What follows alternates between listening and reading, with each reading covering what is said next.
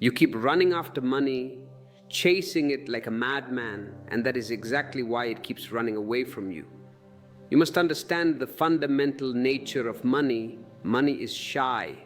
It is very feminine energy. It is like a beautiful woman. If you chase her, if you are aggressive, if you are desperate, she will become frightened. She will close her doors. She will run away. Money does not follow the one who begs. It does not follow the one who grasps. It follows the one who is still. It follows the one who has become a magnet. When you stop chasing, it starts coming. When you stop craving, it starts serving. People have completely misunderstood the whole game of life. You have been hypnotized by your society, by your teachers, by your politicians. They all speak the same language, the language of effort. They tell you that money is attracted by hard work, by competition, by struggle, by sweating from morning until night. They glorify the hustle. But I tell you, this is a lie. Look at the world around you. Open your eyes. Look at the laborer who works 12 hours a day, breaking stones in the hot sun. He works harder than anyone. He sweats more than anyone. If hard work were the key to wealth, he should be the emperor of the world. But he is poor, he is empty, he is exhausted. And look at the flowers in the field. They do not work, they do not punch a time clock, they do not worry about tomorrow. Yet even Solomon in all his glory was not dressed as beautifully as one of these. Existence provides for them. Why? Because they are not fighting with life. They are in a state of let go, they are in a state of allowance. The truth, and it is a dangerous truth for your ego, is that money comes to those who are at ease with life. It comes to those who move with grace, not with greed. When your energy is relaxed, when you are no longer tense, existence begins to serve you. The universe is not your enemy, it is your mother. But you have forgotten this. You behave as if you are in enemy territory, always guarding, always fighting, always snatching. In this message, I will show you how to drop this armor. I will show you how to stop fighting with money and start flowing with it. You will learn the secret that the masters of life have always known, hidden in the ancient mystery schools, hidden in the silence of the enlightened ones, that abundance is not something you earn. It is not a wage. It is not a reward for your suffering. It is something you allow. It is your birthright. The moment you were born rich. You were born with the entire kingdom of God within you. But you have been taught to look outside, to beg, to borrow, to steal. I will show you why effort creates scarcity. This sounds illogical to your mind because your mind is trained in mathematics. Your mind says, if I put in more effort, I should get more result. That is the logic of the machine. That is the logic of the assembly line. But life is not a machine. Life is an organic, living unity. In life, effort often becomes a barrier. Why? Because effort implies that you are fighting against something. Effort implies resistance, and what you resist persists. When you struggle for money, you are sending a very powerful signal to existence. You are vibrating at the frequency of I do not have. You are screaming with your energy, I am poor, I am lacking, I am desperate. And existence creates your reality based on your vibration, not your desires. If you vibrate lack, you will attract more situations that create lack. It is a mirror. If you stand before a mirror and cry, the reflection will cry. You cannot force the reflection to smile while you are crying. You have to smile first. I will show you why struggle blocks success and how relaxation becomes the magnet for riches. When you understand this, really understand this in your gut, not just in your head, wealth becomes play, life becomes effortless. You have been told that money comes through long hours, sacrifice, blood, and tears. You have been taught that you must compete, that you must prove yourself worthy. And yet, look at your life. The harder you try, the further it seems to go. It is like a horizon. You run towards it, but it moves away. You earn, yes, you get the paycheck, but you never feel rich. You save, you hoard, you count your coins, but you never feel secure. There's always a trembling inside. What if I lose it? What if the market crashes? What if I get fired? I understand this struggle. It is not just about money. It is deeper than that. It is about trust. You have forgotten how to trust existence. You have forgotten how to let life take care of you. You think existence needs your push. You think if you don't push the river, it will not flow. You think if you don't wake up the sun, it will not rise. You are taking too much burden on your small shoulders. Existence is vast, infinite, intelligent. It has been managing the stars, the galaxies, the tides, the seasons for billions of years without your help. It can manage your bank account too if you allow it, but you don't allow it. You interfere. You block the flow with your anxiety. The real richness begins when you stop living from fear. When you relax into the flow, money, love, and opportunities begin to arrive on their own. You don't force them, you allow them. And so in this time together, we will explore the art of attracting wealth effortlessly. Not through ambition, ambition is a disease, but through awareness. If you are listening to this and you feel a resonance, if you feel that you are tired of the fighting and ready for the flowing, then you are part of this energy field we are creating. Join this movement of awareness. Click the join button below to become a member of this channel. It is not just a button, it is a declaration that you are ready to go deeper, that you are ready to support the spread of consciousness. When you support the truth supports you. I will show you why money follows joy, not anxiety. Why the more playful your spirit, the more abundance life gives you. You have to become like a child again. Jesus says, unless you become like little children, you cannot enter the kingdom of God.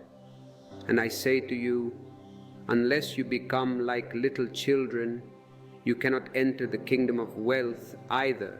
Because the child is playful, the child trusts, the child does not worry about the next meal, and because he does not worry, the meal comes. You will understand that money is not material, it is energy, it is a currency. Look at the word current, like a river. It needs to flow. It responds to your inner frequency, not your outer labor. When you are calm, clear, and connected, abundance finds its way to you naturally. We will go deep into what real prosperity means. Not accumulation. Accumulation is for the insecure. Real prosperity is alignment. You will see that existence is infinitely rich and that poverty is only a misunderstanding of energy. By the end of this discourse, you will know how to live in such a way that money becomes your servant, not your master. So listen closely. Don't be in a hurry to apply what you hear. That is the mind again, wanting to use the truth for profit. Just listen, soak in it, let it penetrate your heart. Because if you truly understand, if you absorb this deeply, you won't have to do anything to attract money. It will begin to come effortlessly, gracefully, because you will have remembered the secret that existence takes care of those who trust. Here is something most people completely miss. Your poverty has nothing to do with the lack of money. Poverty is not about what is in your pocket. It is about what is in your mind. You can be surrounded by gold. You can sit on a throne of diamonds and still live like a beggar if your mind is constantly striving, constantly chasing, constantly afraid that it is not enough. The real poverty is the feeling of not enough. The beggar on the street asking for a coin is poor, yes, but the billionaire who wants just one more billion is also a beggar. In fact, he is a bigger beggar because his need is bigger. The real poverty is effort, the endless effort to get somewhere, to become someone, to prove your worth. Why do you need to prove your worth? To whom? Existence created you. You are already worthy. The rose does not try to prove its worth to the sun. It just blooms, and in its blooming it is accepted. The poor man is not the one who has little. The poor man is the one who believes that more will make him whole. And so he runs, not because he is poor, but because he is restless. Effort is born from fear. Look at your work. Are you working for joy? Is your work a dance? Is it a song? Or are you working out of anxiety? Are you afraid that if you stop, you lose everything? So you push, you grind, you hustle, you compete. Not because you love the game, but because you're terrified of falling behind. And that fear poisons your energy. It tightens your body. Have you noticed? Your neck is stiff, your shoulders are heavy, your stomach is in knots. That is the energy of rejection. You are rejecting the present moment for a future promise. And abundance lives in the present, not in the future. This fear hardens your mind. It shuts the door on abundance. Because abundance doesn't come to the tense, it comes to the trusting. The man who trusts existence doesn't need to fight with life. He flows with it. The more relaxed you are, the more life opens its treasures to you. The whole world has been taught the same lie, that hard work creates wealth. This is the slave morality. They want you to work hard so they can be rich. But have you seen how many people work from sunrise to sunset only to remain poor, exhausted, and empty? If hard work were the key, the coal miner would be the king. If struggle brought success, then misery should make you rich. But it doesn't. Hard work without awareness is just a more respectable form of slavery. You are running in circles faster and faster. Thinking speed will make the circle a straight line, but you only end up dizzy, tired, bitter, and still in the same place. Let me tell you a small story. There was once a man who lived by a great, beautiful river. The water was crystal clear, sweet, and abundant, but this man was insane. He was thirsty, but instead of bending down and drinking directly from the river, he brought buckets. He built a pipeline. He installed pumps. He tried to scoop the water into his house to store it in tanks. He was afraid the river might stop flowing tomorrow. He spent his life running between the river and his doorstep, carrying heavy buckets, fixing leaks, guarding his tanks from neighbors. He was sweating, bleeding, worrying. He called this work. He called this responsibility. But one day an old mystic came to him, watched him running back and forth, and laughed, a belly laugh that shook the ground. "Why are you sweating so much?" the mystic asked. The man wiped his brow and said, "I am securing my water. I am making sure I don't die of thirst." The mystic said, "You fool, the river is infinite. It has been flowing before you were born, and it will flow after you are gone. It was never meant to be carried. It was meant to be entered." You see, life is that river. Abundance is that current. You were never meant to carry the weight of it. You were never meant to hoard it in your small tanks. You were meant to flow with it. You were meant to be in the river. The more you scoop, the less you drink. The man who chases money is like the farmer who pulls on his plants to make them grow faster. He thinks he is helping, but he is killing the roots. He destroys what he desires most.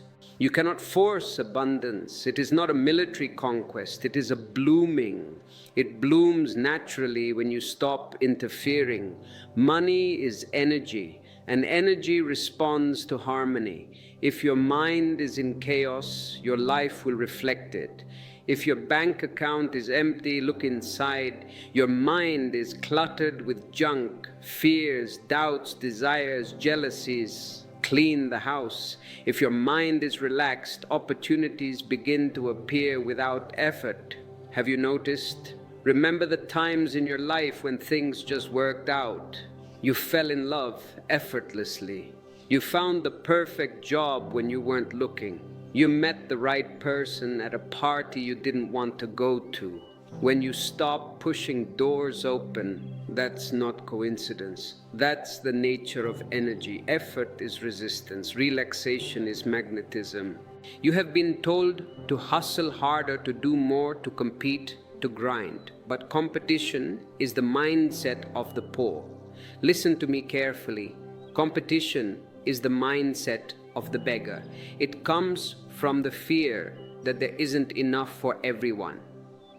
If he gets it, I lose it. This is a lie. The universe is not a pie with limited slices. The universe is a fountain. It is constantly regenerating. And this fear creates scarcity, not in the world, but in your vibration. The more you try to outdo others, the more you affirm that you are lacking.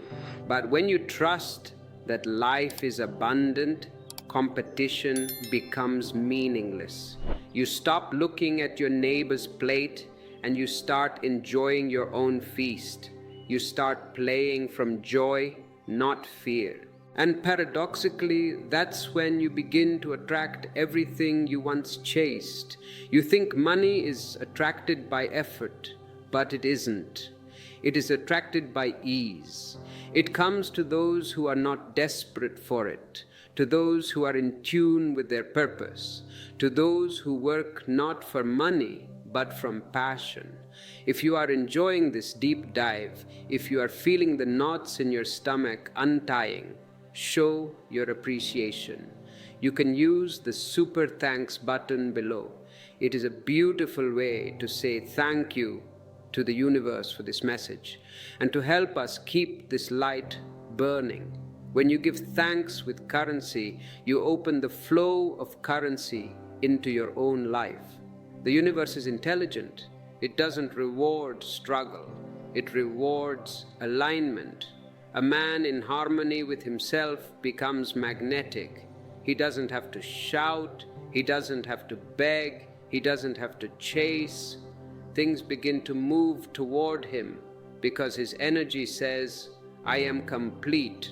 The one who feels incomplete keeps pushing everything away. There's a story from the East about a man who spent his life trying to become rich. He worked day and night, saving every coin, eating stale bread, wearing rags. He was always afraid of losing what he had. He accumulated a mountain of gold, but he was miserable. When he finally grew old and lay on his deathbed, he looked at his gold and realized he couldn't eat it, he couldn't drink it, and he couldn't take it with him. People found a note beside his bed that said, I am tired, I never lived. He had forgotten that his energy was the real currency. Every breath spent in worry was a coin wasted. Every moment of peace lost to striving was a piece of gold thrown away. He was rich in possessions but poor in life. True wealth is not created by what you do. It is created by how you are. You can do less and attract more when your energy is aligned. You can speak less and influence more when your words come from silence. You can move less and accomplish more when your actions arise from awareness. This is the great paradox of life. The lazier you are in the ego, the richer you become in spirit. Laziness in the spiritual sense doesn't mean inaction. It means effortless action. It means letting the universe move through you rather than trying to push the universe yourself. Once you understand that effort is poverty, a beautiful realization dawns on you. You see that all your struggle was never necessary. Life was waiting to give you everything you asked for. You were just too busy asking. When you stop striving, you start receiving. This is the ultimate law. When you stop running, life catches up to you. It was never about deserving. Who told you that you have to deserve the air you breathe? Did you pass an exam to get this breath? Did you pay a tax to get your heartbeat? No, it is given freely. Abundance is the same. It was never about earning. It was about allowing. The poor man believes he must earn every blessing. He carries a ledger in his mind. I did this, so I should get that. He bargains with God. I will pray for 2 hours. Please give me a lottery win. This is not prayer, this is business, and God is not a businessman. The rich man, the truly rich man of consciousness, knows that blessings are already flowing. He only needs to open his hands. And you can only open your hands when you stop clutching. Imagine a monkey, this is the state of your mind, reaching into a jar to grab a handful of nuts. The jar has a narrow neck. The monkey grabs the nuts. His hand forms a fist, and now he cannot pull it out. He is trapped. He screams, he cries, he blames the jar, he blames the hunter. But all he has to do is open his hand, let go of the nuts, and he is free. But he refuses. He thinks, if I let go, I lose. That is humanity's story. You are trapped by your own grip. You are holding on to your ideas of how money should come, how hard life is, how you are a victim. Let go, drop the nuts, and the whole world opens before you. So I tell you, stop trying so hard. You have done enough. You have struggled enough for 10 lifetimes. Now learn to rest. Learn to trust. Money is not your enemy. Your effort is. Relax and watch how quickly existence begins to serve you. The moment you stop pushing against life, life rushes to meet you. And once you begin to see this, that abundance comes through allowance, not effort, a new question naturally arises within you. If not by striving, then how does wealth really come? And that's what we will explore now, the energy of allowance, the secret rhythm that makes all abundance flow effortlessly toward you. What I am about to tell you may seem almost upside down to everything you have been taught, because you were raised in a world that glorifies struggle. Your heroes are the ones who suffered. Your history books are full of wars and conquests. Your society worships the hustler, the one who burns the candle at both ends, the one who sleeps 4 hours a night. They tell you to chase, to fight, to grind until your last breath. But existence does not work that way. It never has. Look around you. Step out of your human madness for a moment and look at nature. Nothing in nature struggles to become what it already is. The tree doesn't rush to grow. It stands in trust, and the growth happens. The flower doesn't strain to bloom. It surrenders to the sun, and the blooming happens. The river doesn't force itself to flow. It finds the path of least resistance, and it reaches the ocean. They all exist in the effortless rhythm of allowance.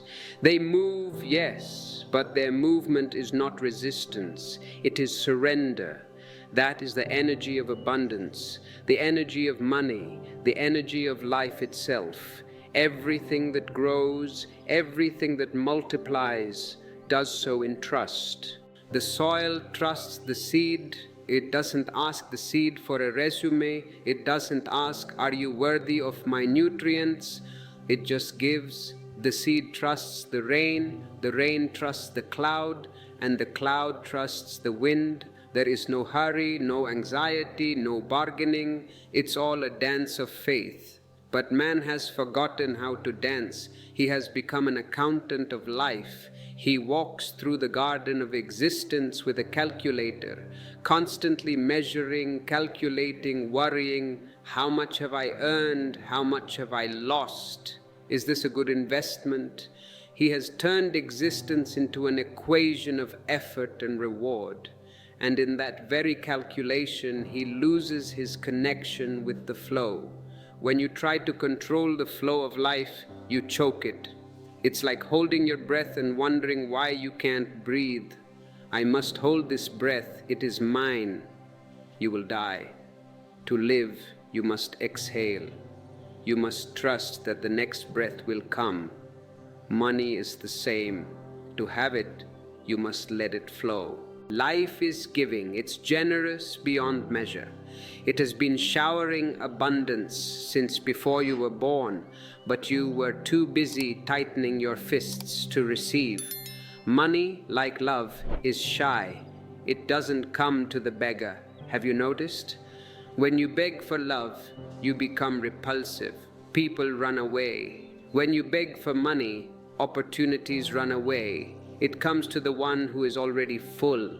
It comes to the one who says, I am happy with or without you. That independence is magnetic. It doesn't come to the chaser. It comes to the one who is still. It doesn't come to the anxious. It comes to the peaceful. You must become receptive, open, relaxed. Allowance is not passivity. Don't misunderstand me. I am not telling you to lie on the couch and do nothing. That is tamas, lethargy. Allowance is the highest form of participation. It is active passivity. It is being fully alert, fully present, but without tension. When you are truly relaxed, your energy aligns with existence, and then things start happening on their own. Opportunities arise, people appear, ideas come, and abundance begins to unfold effortlessly, as if invisible hands were guiding it all. This is the law of allowance, the art of letting life work for you instead of you working against life. Let me tell you a simple story. A man once came to me, a very successful businessman, very rich but very stressed. He said, Osho, I have been meditating for years, but nothing happens. I am not peaceful. I have money, but no joy. I am not fulfilled. I looked at him. He was sitting on the edge of his cushion, ready to jump, looking at his watch. I smiled and said, stop meditating. He looked shocked. But how can I stop? It is my practice, my discipline, my devotion. I wake up at 4 a.m. every day to meditate. I said, that is exactly the problem. You are doing meditation like you do your business. You are aggressive about it. You are trying to conquer silence like you conquered the market. You are still striving, still fighting, still trying to control what cannot be controlled. And meditation isn't something you do. It is something that happens when you stop doing. Just sit and breathe. Let the silence find you. Don't chase the silence. If you chase silence, it becomes noise. He left confused. The mind always gets confused by simplicity. But after a few days, he returned. His face was different. The lines of tension were gone. He had tears in his eyes. I didn't meditate, he said. I just sat in my garden and watched the birds. I stopped trying to be spiritual, and suddenly everything felt perfect. I felt a peace I have never bought with all my millions. That's how life works. The moment you stop pushing, the moment you allow, grace enters. Allowance is not laziness, it is deep trust. It's not about doing nothing, it's about doing without tension. When you act from relaxation, every gesture becomes powerful because it's aligned with the rhythm of the whole. When you move with existence, you move in harmony. But when you act from fear, every step becomes a struggle because you're moving against the current. Fear divides your energy. It splits you in two. One part of you wants to go forward, the part that wants success. The other part of you pulls back, the part that is afraid of failure or afraid of success or feeling unworthy. You are a house divided against itself. That's why your actions exhaust you.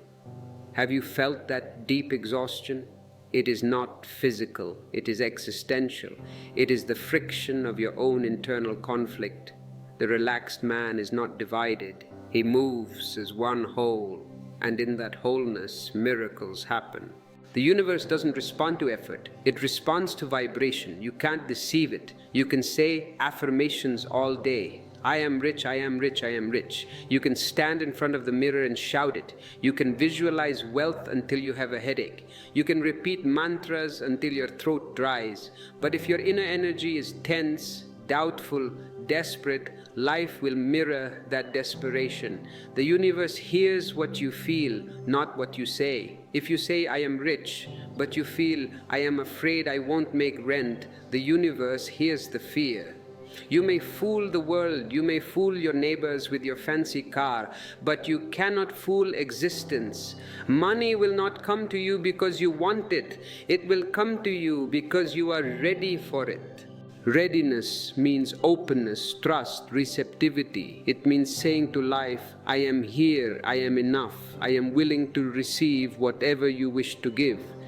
It is a state of vulnerability, and the ego hates vulnerability. The ego wants to be a fortress, but abundance cannot enter a fortress. It enters the open field. Have you ever noticed that when you are happy, when you are relaxed, when you are deeply enjoying yourself, maybe you are on vacation or falling in love, good things start happening. Suddenly you meet the right people. You find the right opportunities. Even money seems to appear out of nowhere. A refund check arrives. A debt is forgiven. A new client calls. That's not coincidence. That's resonance. The frequency of joy attracts abundance. The frequency of anxiety attracts scarcity. When you are joyful, you are saying to existence, I trust you. I am enjoying your creation. And existence behaves like a proud host. If you enjoy the food, the host brings more. Take more, have another serving. But when you are fearful, when you are tense, when you are desperate, you are insulting the host. You are saying, this is not enough. I am starving. I don't trust. You will feed me. And existence says, then I cannot give. If you are closed, you are closed. The mind will argue. Of course, the mind is a lawyer. It will say, but if I don't plan, if I don't push, how will I survive? How will I succeed? I need to worry to be safe. The mind believes it must control everything, but control is the illusion of the insecure. Look at the sky. Does it have pillars to hold it up? No, it remains vast without support. Look at the stars. Do they have a manager telling them when to shine? No. Look at your breath. It has been flowing in and out without your effort since the moment you left the womb. Who manages that? Not you. If you had to manage your breath, you would have died in your sleep long ago. There is a greater intelligence at work, something far wiser than your plans and goals. And when you begin to trust that intelligence, you become effortless. You stop chasing, and suddenly everything starts chasing you.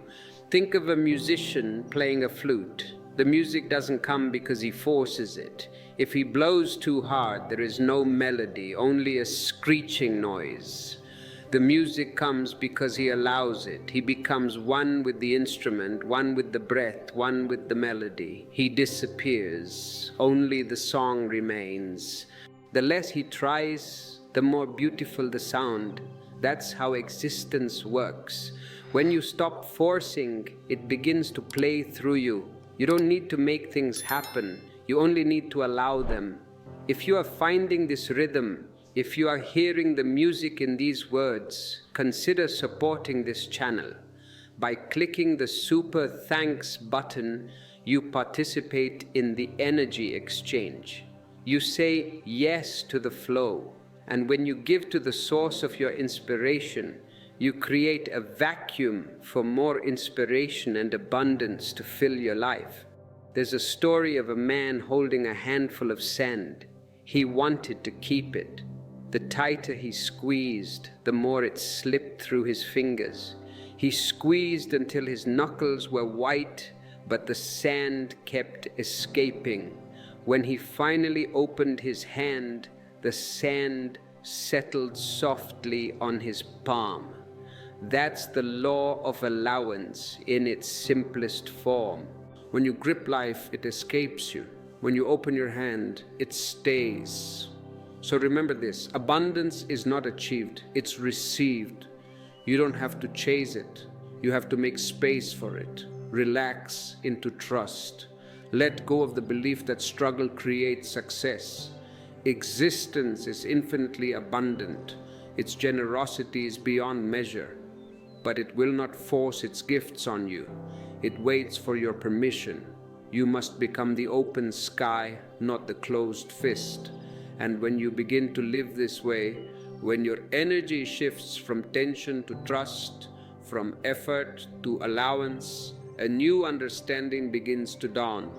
You see that abundance is not separate from creativity, that to attract wealth, you must first express it.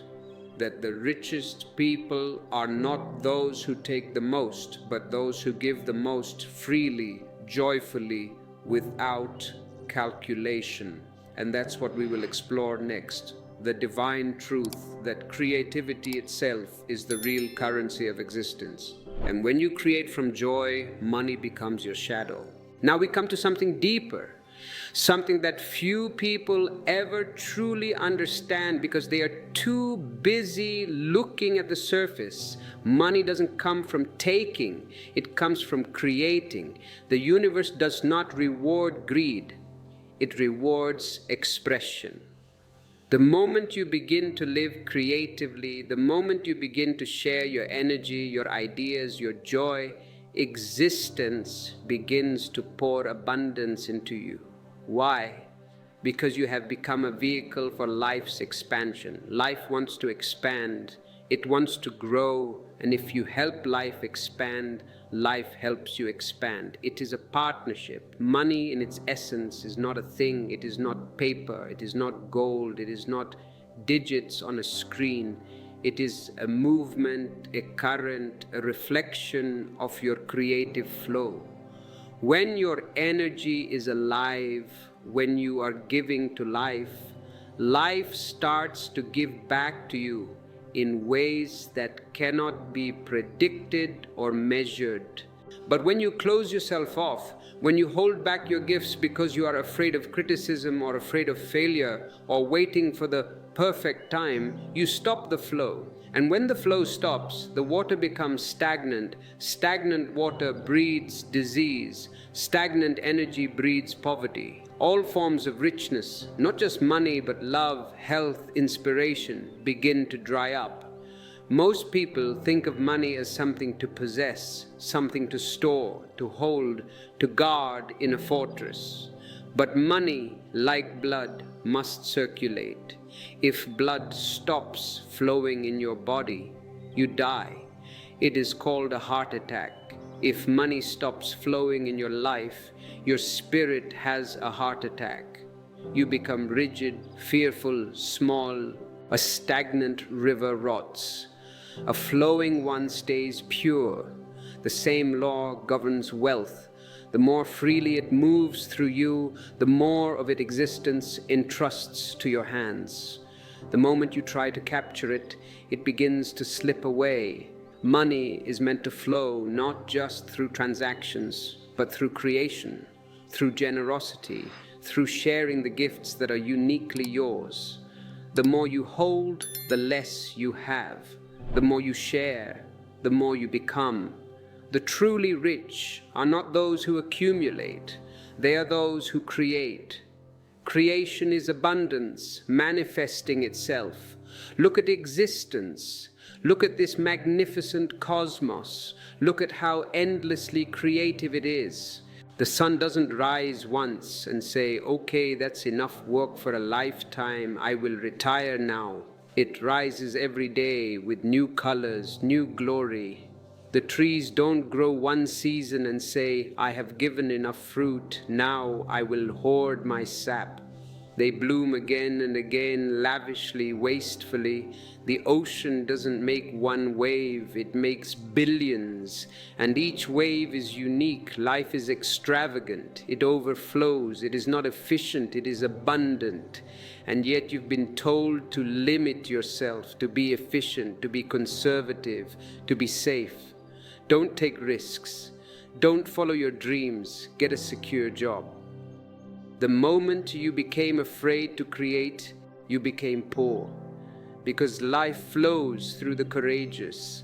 Abundance belongs to those who dare to express. There's a story about a painter who lived in a small village. He was poor, very poor.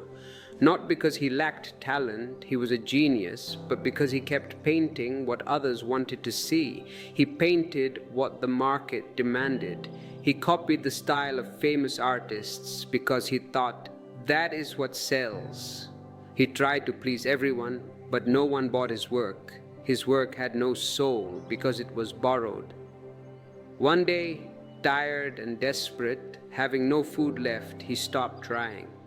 He said, if I'm going to starve, I might as well starve doing what I love. He threw away his old canvases. He sat under a tree and began painting for himself. Not for the market, not for the critics, not for the money, for the sheer joy of painting. He painted the sky the way he saw it, wild, chaotic, full of laughter. He painted the river, the trees, his own heartbeat. He used colors that weren't allowed. He broke all the rules, and suddenly his paintings came alive. They started to vibrate. People began to notice. A passerby stopped, mesmerized. I have never seen a sky like this, he said. It makes me feel alive. He bought the painting immediately. Within months, the painter's work was in demand everywhere, but he no longer cared about selling. He painted because he had found joy. The money was just a byproduct. That's how abundance works. It comes when you stop trading authenticity for approval. It comes when you stop being a copy and become an original. Every act of true creativity is a prayer to existence. When you dance, when you sing, when you write, when you build, when you serve not for gain but for joy, you align yourself with the very nature of life. Existence is a constant creation. Every second it births stars, ideas, beings. To live creatively is to live in tune with the divine. And once you are in tune, abundance follows effortlessly. You can't stop it because you have become one with the source of all creation. You are no longer asking for wealth, you are channeling it. Real wealth comes from inspiration, not obligation. When you act from duty, you are heavy. Have you felt the weight of doing something because you have to? It is like carrying a corpse. But when you act from joy, you are light. You have wings. The world has enough laborers. It has enough slaves to the clock. It needs creators. It needs dreamers. When you create something of beauty, even if it's just a kind word, a smile, a meal, a melody, you participate in the expansion of life, and life never forgets to reward those who expand it. The more joy you add to existence, the more joy comes back to you, multiplied, magnified, transformed. But this giving cannot be mechanical. You cannot fake generosity. You cannot say, I will give so that I can get. That is business, not giving. That is manipulation. You are trying to trick existence. I will give $10 to the church, so God will give me $1,000,000. God is not a fool. True giving is spontaneous. It arises from fullness, not strategy. You give because you have too much to contain. The cloud gives rain not because it wants to be kind to the earth, but because it is heavy with water. It must share.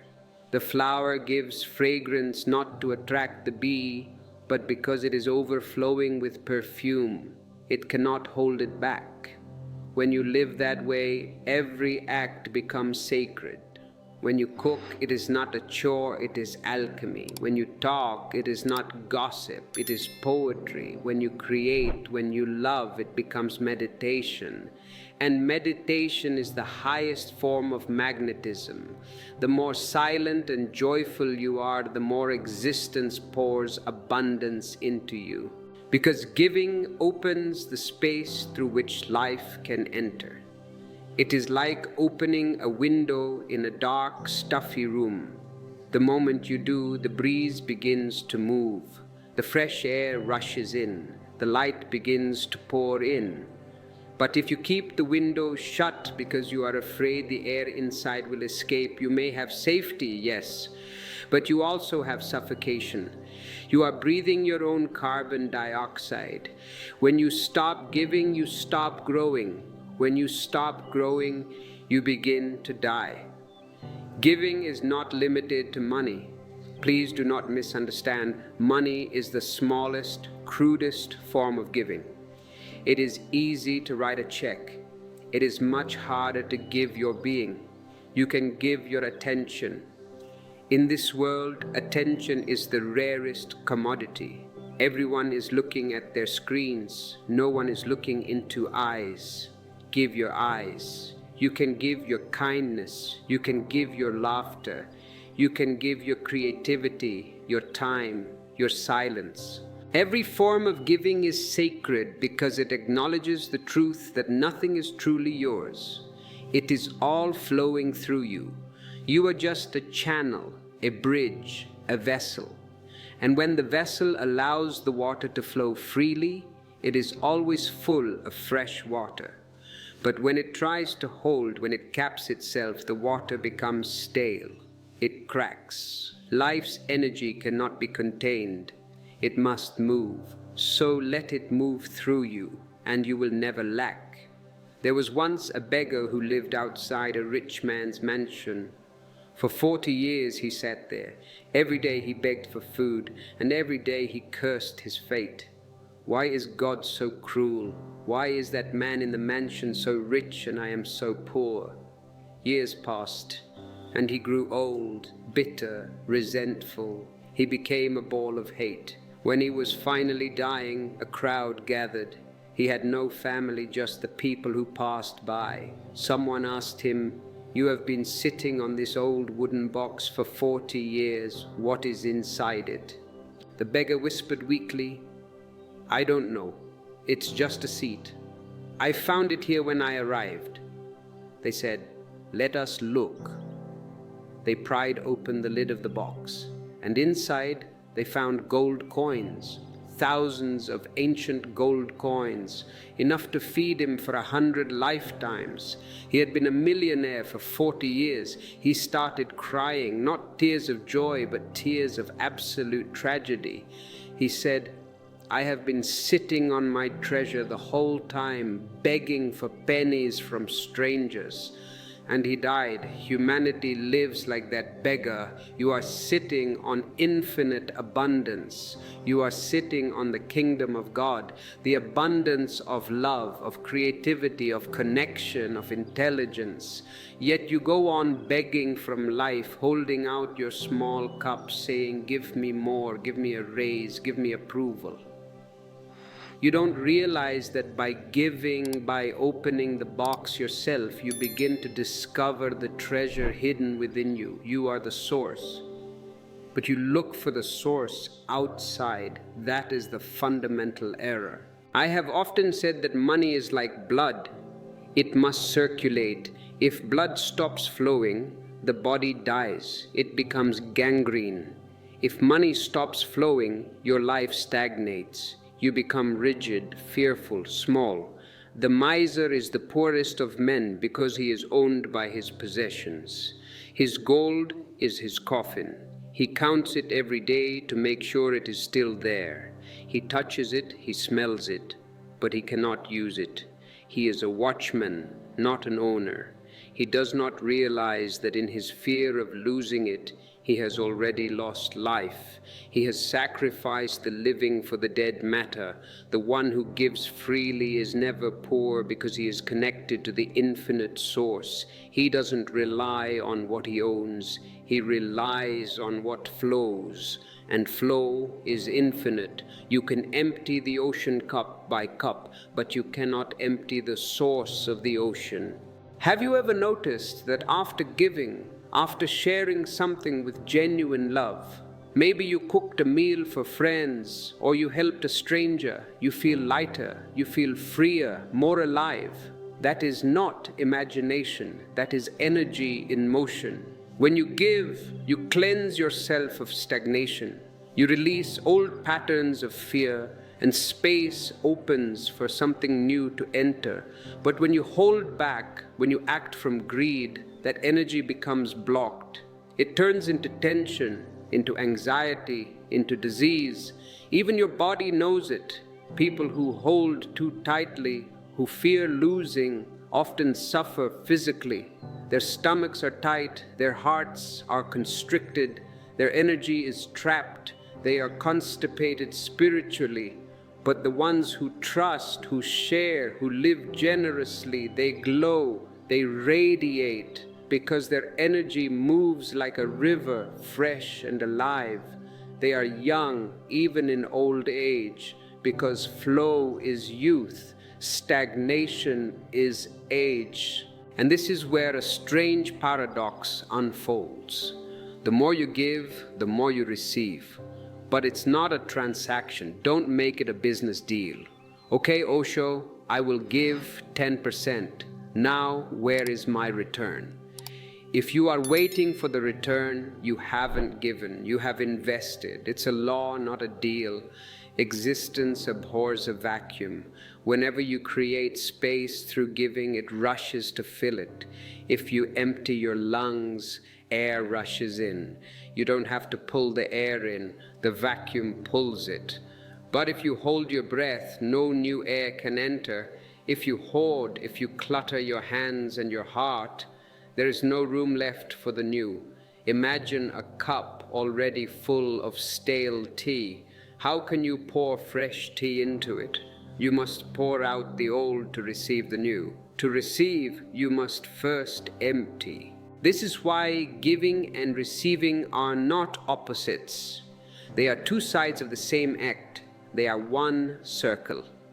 When you give, you are simultaneously receiving because you're saying to life, I trust you, and life loves that trust. It responds with abundance. Let me tell you another story. A monk once lived by a river, meditating all day. He had nothing, just his robes and a begging bowl. One morning he saw a poor fisherman crying on the bank. The fisherman had dropped his day's catch back into the deep water by accident. He was devastated, for it was all he had to feed his family. He was wailing, beating his chest. The monk watched silently. He had just received his own meal from the village, some rice and vegetables. Without a word, he stood up and offered the fisherman his own meal, the entire bowl. The fisherman was shocked. He bowed with tears in his eyes and said, "Holy man, how can I repay you? This is your only food."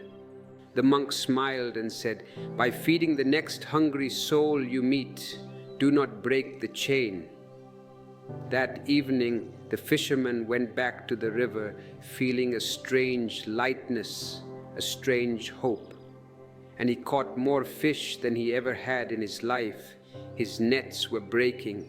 He remembered the monk's words. He kept enough for his family and gave the rest to the other villagers who were hungry.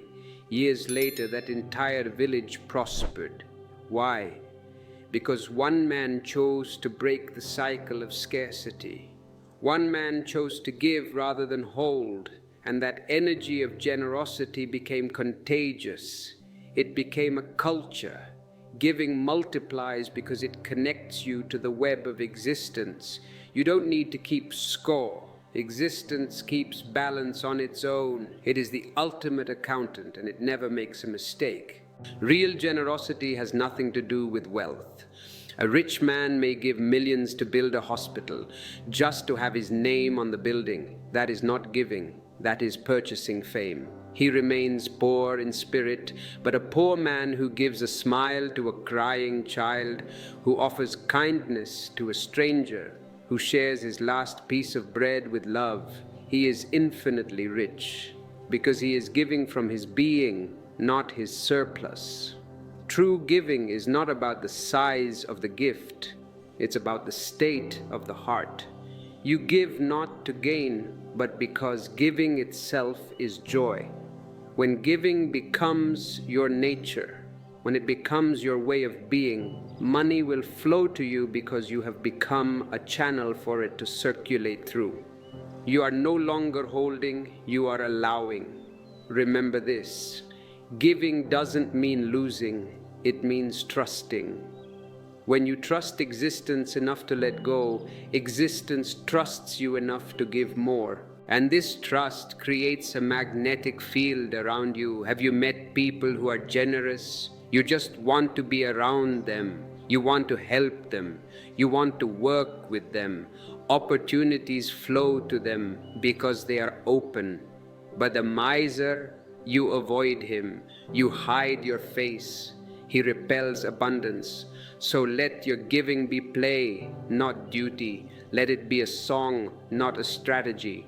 Don't give with a frown like you are doing a favor to the world. Give with laughter, give with dance. Because the moment you start giving from joy, you join the dance of existence. And in that dance, there is no poverty, there is no scarcity, there is no fear, only flow. If this philosophy of flow is resonating with your heart, take a moment to engage with the energy of this channel. Click the like button. It costs nothing, but it is a form of giving. It gives visibility to the message. And if you wish to support the continuation of this work, the Super Thanks feature is available. It is a way to keep the river flowing. And once you realize this, once you begin to see that the universe itself breathes through the rhythm of giving and receiving, a deeper truth begins to unfold. That abundance is not something you achieve through struggle or attract through effort. It is a frequency, a vibration. And the moment you tune your being to it, through gratitude, through trust, through joy, it becomes impossible for wealth to avoid you. It must find you because you become one with its song. And that is what we'll explore next. The frequency of wealth, the vibration of abundance that lives not in your bank account, but in your being. Because when your energy sings in harmony with existence, money is no longer something you earn. It becomes the echo of your joy, the reflection of your inner richness, the music of your effortless alignment with life itself. Everything in this universe is energy. Modern physics agrees with the ancient mystics on this point. Everything is vibration. The rock, the tree, the star, and you. Your thoughts are energy, your emotions are energy. Your breath, your heartbeat, your laughter, even your silence, it is all vibration. And money is also energy. It is not evil, it is not good, it is neutral, it is a subtle current that moves through the field of life. And like all energy, it obeys the laws of resonance. It responds not to your words, not to your effort, not to your hard work, but to your frequency. You cannot see it, but you can feel it. You walk into a room and sometimes you feel heavy. The vibration is low. You walk into a temple or a garden and you feel light. The vibration is high. There is an invisible hum beneath everything. This hum either opens the door to abundance or quietly closes it. When you are fearful, when you worry about bills, when you are tense, anxious, jealous, your vibration contracts. Your energy becomes small, dense, heavy. It is a low frequency. It is the frequency of no. The universe feels it. It reads it like a signal. And because the universe is a mirror, it sends back experiences that match that energy. It sends you more reasons to be tense. It sends you scarcity, struggle, limitation. But when you are relaxed, grateful, joyous, open, your vibration expands. It becomes soft, light, radiant. It is the frequency of yes. You become magnetic, and money, opportunities, love, and synchronicities begin to orbit around you as naturally as planets around the sun. This is the frequency of wealth. It is not a frequency of greed. Greed is heavy. It is not a frequency of ambition. Ambition is stressful. It is a frequency of deep trust. To vibrate in abundance means to live as if you already have enough, because in truth you do. If you are breathing, you have enough. If you have eyes to see the colors of the world, you have enough. To vibrate in abundance means to walk through life with the quiet knowing that you are supported, that existence is on your side, that there is no need to rush, no need to push, no need to panic. When you live in this vibration, money starts to behave differently. It stops being an adversary. Most people treat money like an enemy they need to conquer. I have to go out and kill it and bring it home. No wonder it runs away. When you change your vibration, money becomes a friend. It becomes a reflection of your inner state. I once met a man who had everything money could buy. He had a fleet of cars, mansions in every continent, fame, power. Yet, when I looked into his eyes, I saw a beggar. His eyes were filled with fear. He was constantly looking over his shoulder. He was paranoid that people were trying to steal from him. He couldn't sleep without pills. He was rich in the world, but poor in the soul. His hands were full, but his heart was empty. His vibration was scarcity disguised as success. He attracted wealth, yes, but his energy repelled peace. He didn't understand that abundance is not measured by what you possess, but by how you feel. I told him, "You have collected shadows. You have a lot of furniture, but the house is dark. What you are missing is light, and that light is gratitude. Gratitude is the most powerful magnet in existence. Please listen to this carefully. Gratitude is the alchemy that turns base metal into gold. When you are grateful, you tell the universe, 'I trust you. I love what you have given me.' You acknowledge that what you have is enough, and the universe, hearing that vibration, says, 'You like this? Then take more,' because life gives to those who celebrate, not to those who complain. Have you noticed the complainer? He always finds something wrong. Even in paradise, he will complain that the halo is too tight or the clouds are too damp. And because he complains, his life becomes a series of problems. He attracts difficulty. But the one who celebrates, even in hell, he will say, 'The fire is warm, at least I am not cold.' And because he celebrates, hell transforms into heaven. Gratitude changes your frequency instantly. It turns every obstacle into an opportunity, every loss into a lesson, every moment into wealth. There was once a monk who lived in absolute poverty. He had nothing but an old wooden bowl. Every morning he would walk through the village begging for food, singing songs of thankfulness. "Thank you, God, for this beautiful morning. Thank you for the air." Even when people ignored him, even when they slammed doors in his face, even when he went hungry, he remained grateful. He would sit under his tree and say, "Thank you, God, for giving me a fast today." My body needed the rest. One night, a thief came to steal his bowl while he slept. The monk woke up, saw the thief running away, and called out, "Wait, you forgot something." He took off his tattered robe and threw it to the thief. "Please take this too, the night is cold." The thief was so shocked, he dropped the bowl and ran away. The monk sat there, naked in the moonlight, and wrote a haiku. The thief left it behind, the moon at the window. He was grateful not for what he had, but for the moon, for the beauty, for the experience. He was untouchable. His wealth was not in the bowl. It was in his capacity to enjoy the moon. The next morning, he found food in his bowl, not because someone gave it to him out of pity, but because the universe itself responded to his vibration. People felt his joy and wanted to be part of it. Gratitude doesn't wait for abundance, it creates it. Your vibration is your real currency. Words are cheap. Anyone can say thank you, but to feel it, that is rare. Energy is priceless. You can speak of prosperity all day, you can attend seminars, you can read all the books on economics, but if your heart is heavy, if your spirit is full of doubt, those words are like seeds scattered on concrete. They will not take root. But one moment of genuine gratitude, one moment where you look at a flower and tears of joy come to your eyes, that is enough to shift the universe.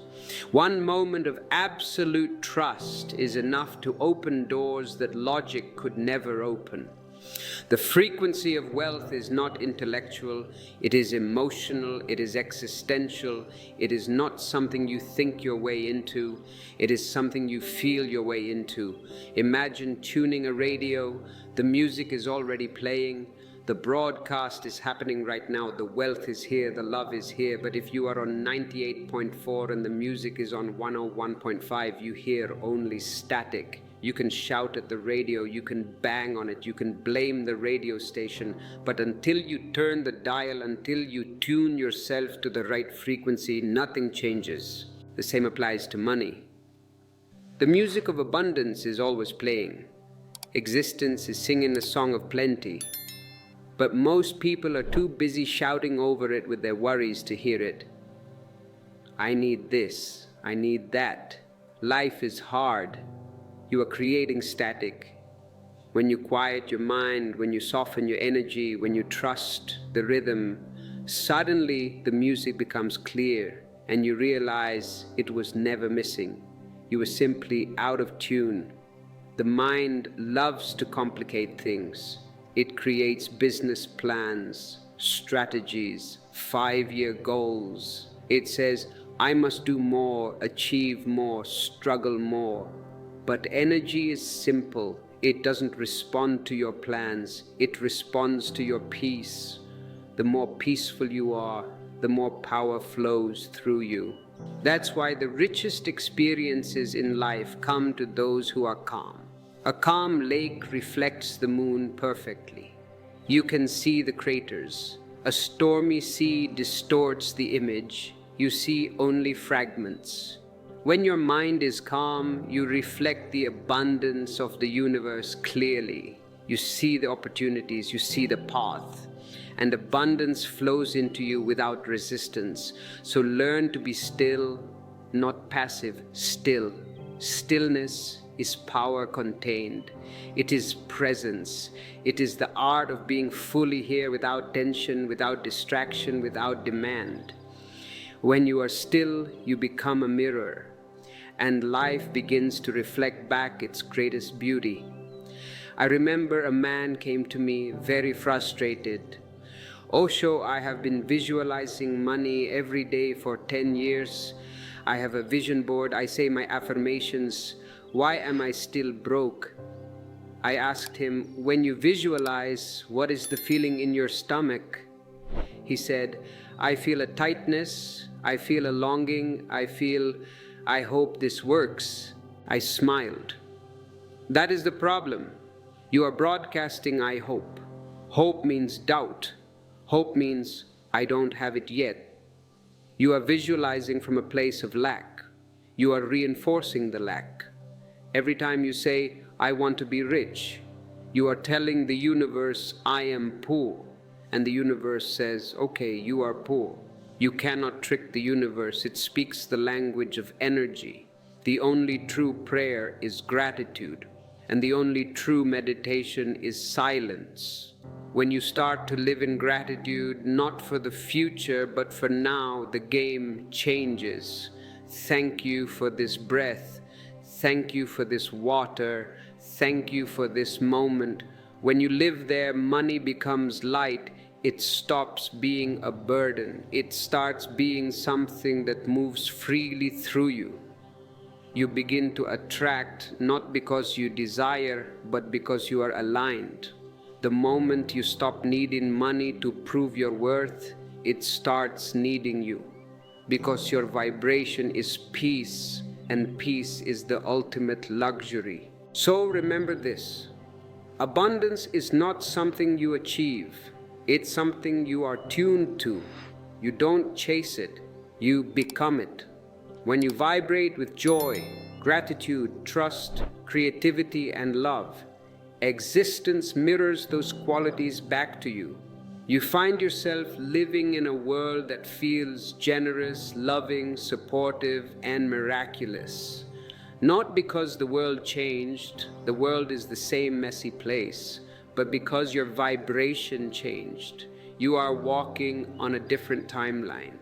And when you begin to live in this vibration, when your energy sings the song of abundance, something extraordinary happens. You start to see that money was never the goal. It was only the reflection. The real wealth was never in your possessions. It was in your perception. You discover that the richest person is not the one who owns the most, but the one who needs the least.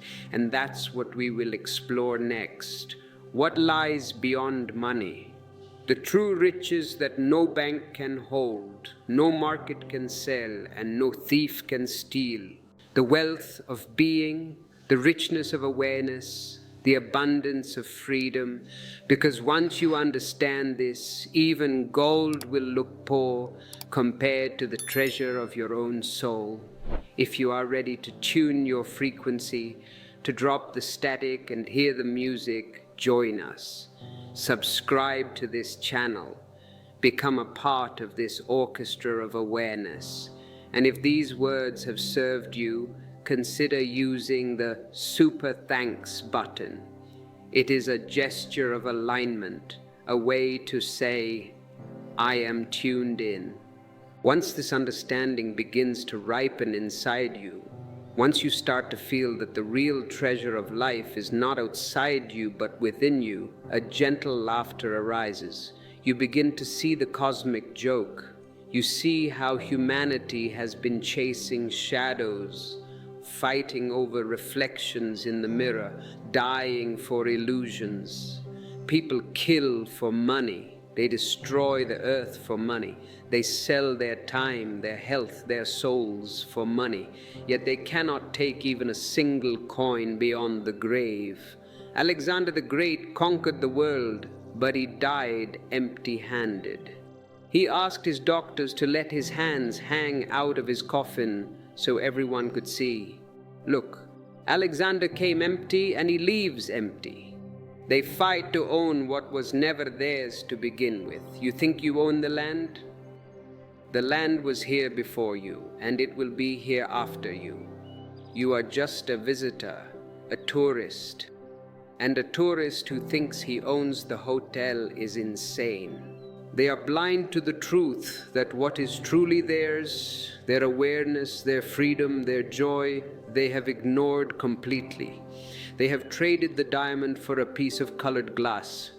This is why I say that the richest man is not the one who owns the world, but the one who has no need to own anything at all.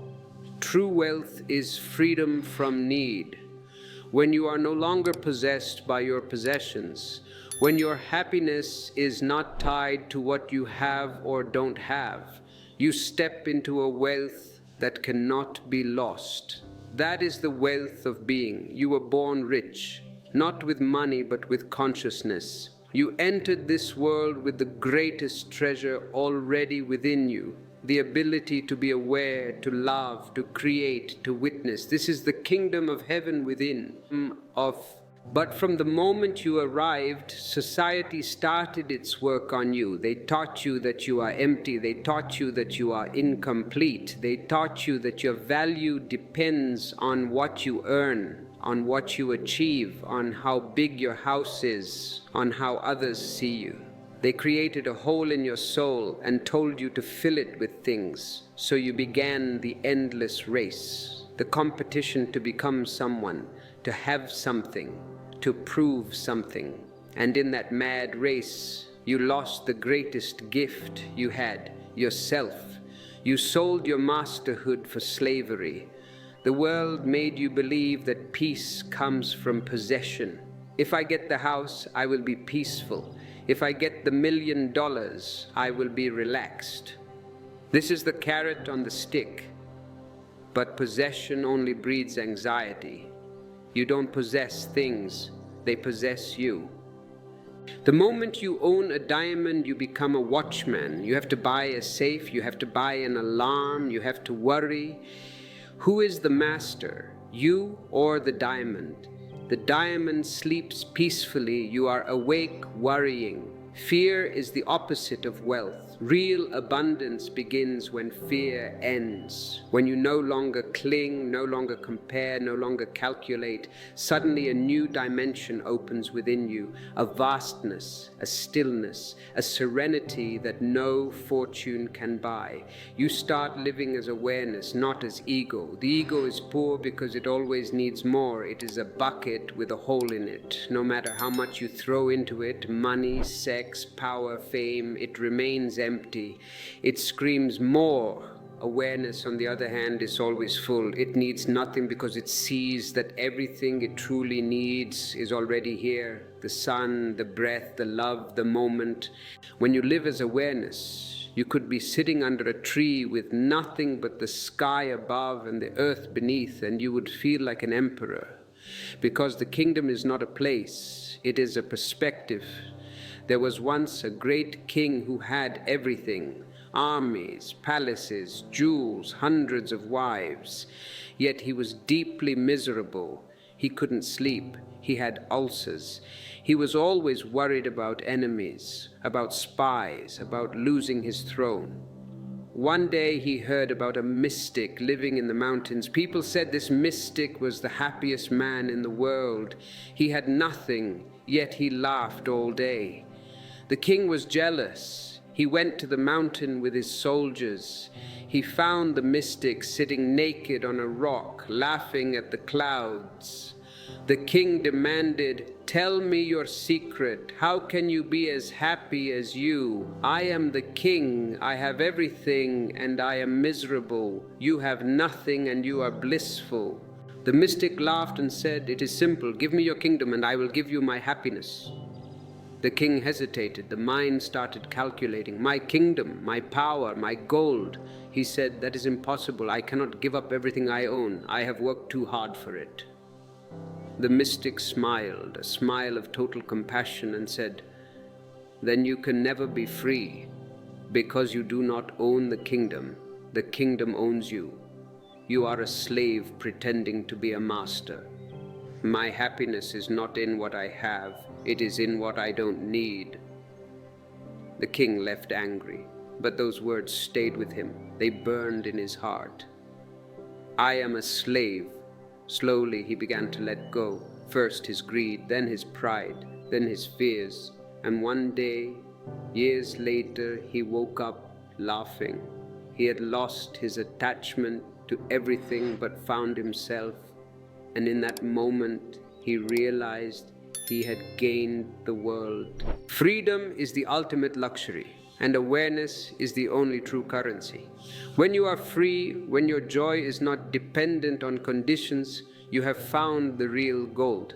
The alchemists were not trying to turn lead into gold metal. They were trying to turn the lead of the ego into the gold of consciousness. The enlightened man may have nothing, yet kings bow before him. Why? Because his presence radiates the fragrance of inner richness. He does not chase abundance. Abundance chases him. Why? Because he has become abundance itself. When you are whole, life surrounds you with wholeness. When you are empty, life mirrors that emptiness. The lotus is my symbol for this truth. It grows in the mud, the water is dirty, the soil is filthy, yet the flower remains untouched by it. It floats above the water. If you drop water on the lotus leaf, it slips off. It does not get wet. The lotus teaches you that true richness is not the absence of struggle, but the ability to stay pure within it. You can live in the marketplace, you can have a job, a business, a family. You can be surrounded by noise, by desire, by ambition, and yet you can remain in the silence of your being. That is real mastery. Anyone can be peaceful in a cave in the Himalayas. That is easy. There is no one to disturb you. But to be still while the world spins around you, to be calm while the stock market crashes, to be unattached while surrounded by gold, that is enlightenment, that is freedom. The world will tell you that detachment means renouncing life. They will tell you to run away, to become a monk, to reject success, but that is a misunderstanding, that is cowardice. Detachment is not rejection, it is freedom from obsession. You can enjoy wealth, you can enjoy beauty, you can enjoy good food, good clothes, but you are not enslaved by them. If they are there, good. If they are gone, good. Your inner climate does not change. You can walk among the flowers without picking them. You can taste the fruit without clinging to the tree. Detachment is not indifference. It is intimacy without ownership. It is love without fear. When you live this way, money loses its power to control you. It becomes a servant, not a master. You use it, you play with it, you share it, but you don't worship it, you don't put it on the altar. On the altar, only your consciousness belongs. Once a sage was asked, "Why do you never worry about money?" He smiled and said, "Because money belongs to the world, not to me. When I have it, I let it pass through my hands like water. When I don't, I rest in the same peace. I am not the money, I am the witness." That is true detachment. To live without anxiety about gain or loss is the highest form of wealth. Because when you stop chasing, stop fearing, stop needing, you have everything even if you own nothing. This is the final door of abundance, detachment. When you walk through it, grace begins to rain upon you like an endless shower. You attract not just money, money is a small thing, but love, peace, freedom, creativity, joy. Everything that was running away from you begins to come closer because you are no longer grasping. You have become empty, and in your emptiness, the universe pours itself in. You no longer hold anything, yet everything is held within you. Understand this deeply. Non-attachment is not against life, it is for life. The attached man cannot enjoy what he has because he is always afraid of losing it. He is guarding it. The detached man enjoys everything fully because he knows it was never his to begin with. He is like a guest in a beautiful palace. He marvels at the beauty, eats the food, sleeps in the bed, but he knows, "I am a guest." He doesn't try to carry the furniture with him when he leaves. Every flower, every sunrise, every kiss, every coin, all are gifts. And he receives them with gratitude, without claim, without control. When you reach this space, money becomes play. It becomes a game, a beautiful game. You can play it, win or lose, but you don't lose your sleep. You can be a king in the play or a beggar in the play. but you know you are the actor, not the role. That is mastery. To be in the world but not of it, to touch the gold without being tarnished by it, to live among possessions without being possessed. And when you live like this, effortlessly, fearlessly, joyfully, you find that life itself becomes abundance. Every breath feels rich, every moment feels full, every heartbeat feels like a treasure. You realize that the only thing that ever stood between you and wealth was your belief that you had to fight for it. But the truth is, life was always on your side. Existence has been waiting all along to give you everything. It was just waiting for you to stop clutching and start trusting. So now, let this be your meditation. Let this be your lifestyle. Live fully, don't hold back. Give freely, don't calculate. Receive gratefully, don't feel guilty. And let go easily, don't cling. Be like the wind, passing through, yet touching everything. Be like the river, flowing, yet never lost. Be like the lotus, rooted in the earth, yet rising toward the sun. Then you will know what it means to live effortlessly in abundance, to be rich without effort, to attract wealth without wanting it, to be full without owning a thing. When you understand this secret, you begin to see that money is not about numbers, it is about energy. And energy always flows where there is openness. The miser, the fearful, the anxious, they close their hands. The open hand gives, and in giving, it receives. Existence never keeps accounts. It only responds to your state of being. If you live in fear, you magnetize lack. If you live in gratitude, you magnetize abundance. Life mirrors you perfectly. So don't ask, how do I make more money? That is the wrong question. Ask, how do I relax more deeply into life? How do I trust more?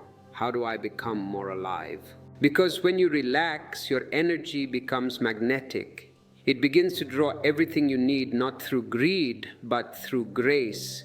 The universe loves relaxed people because they are easy to flow through. The tense man creates blockages. He is a dam. The relaxed man becomes a channel. Existence pours itself into him because he doesn't resist. And money is just one of the ways existence expresses its flow. When you are open, trusting, alive, the flow includes money, love, opportunities, joy, all come together. It is a package deal. But when you chase money, it runs away. When you worship it, it turns to dust. When you fear losing it, you lose your freedom. Money is not meant to be a master. It is meant to be a mirror. It shows you exactly where your consciousness is. If your relationship with money is full of fear, that fear will follow you into every corner of life. If your relationship with money is full of trust and playfulness, that trust will touch everything you do. Money itself is neutral. It is your energy that gives it meaning. Remember this, money is movement. It's like blood. Keep it moving. The miser holds it and wonders why he feels empty. The generous man shares it and wonders why it keeps coming back. Because giving keeps the river alive. The law of abundance is simple. What you give with joy multiplies. What you withhold out of fear stagnates. When you give without counting, life counts for you. When you trust, existence takes care. When you relax, abundance begins to dance around you. The poor man lives in a constant state of fear. Even when he has money, he is afraid. The rich man of awareness is poor in possessions but rich in being. He knows that real security does not come from the bank. Banks can fail. Markets can crash. Real security comes from the heart, from the connection with the whole. When you live in trust, you can sleep peacefully, whether you have a palace or a small hut, because you know that tomorrow life will provide again. as it provided today, as it provided yesterday. Why worry about tomorrow? Tomorrow has not come yet. Live today. Be rich today. You don't need to store. You need to stay connected. This is the alchemy of money. When you treat it with awareness, it becomes a servant of your freedom. When you treat it with greed, it becomes your master. Awareness transforms everything. Even gold becomes divine when touched by consciousness. That is why I say abundance is not about possession, it is about perception.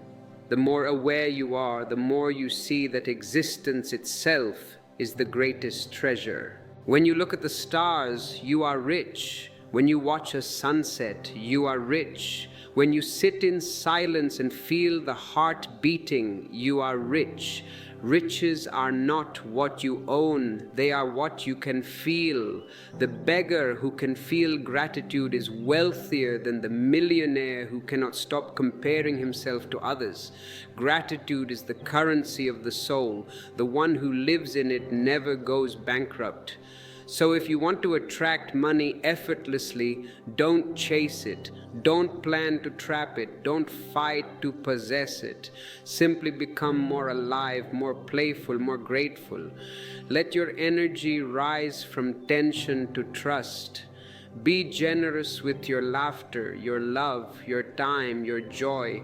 Then money will start coming to you because you will have become magnetic.